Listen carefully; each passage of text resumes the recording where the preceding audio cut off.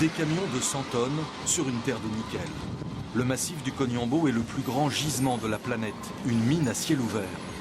Dans le nord de la Nouvelle-Calédonie, le Koniambo a rendu possible la construction d'un mécano-industriel géant.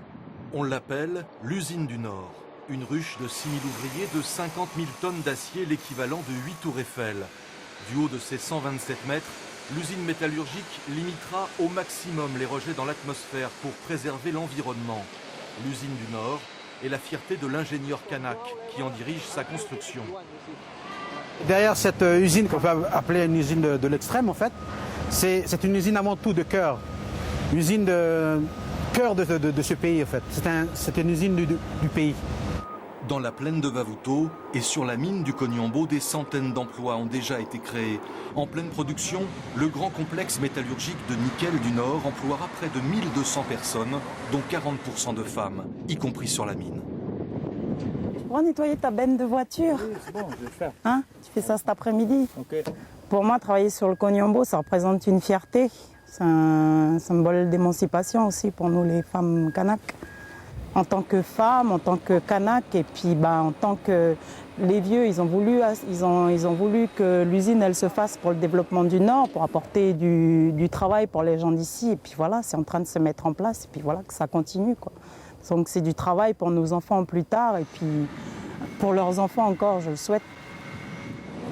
Dans quelques mois, le port de Vavuto sera le débouché naturel du nickel du Koniambo et du métal qui sortira des fours de l'usine du Nord.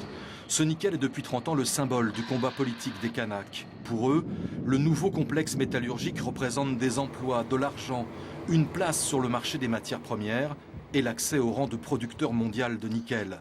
C'est la vision et l'objectif du ténor historique des indépendantistes calédoniens.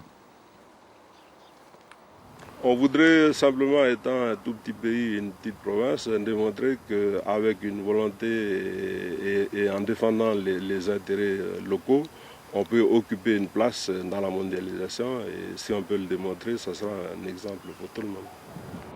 Les énormes réserves en nickel du Koniambo ont facilité la venue de la multinationale suisse Xstrata.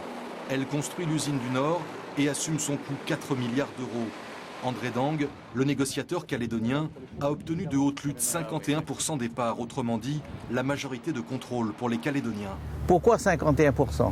C'est pour pouvoir contrôler sa ressource minière. Sinon, les multinationales, quand ils viennent chez vous, ils veulent la piller au plus vite et s'enrichir et ensuite partir. Dans quelques mois, 60 000 tonnes de nickel seront destinées à l'industrie mondiale de l'acier inoxydable. L'usine du Nord et le nickel du Koniambo ouvrent l'ère de prospérité qu'attendaient depuis longtemps les populations du nord de la Nouvelle-Calédonie.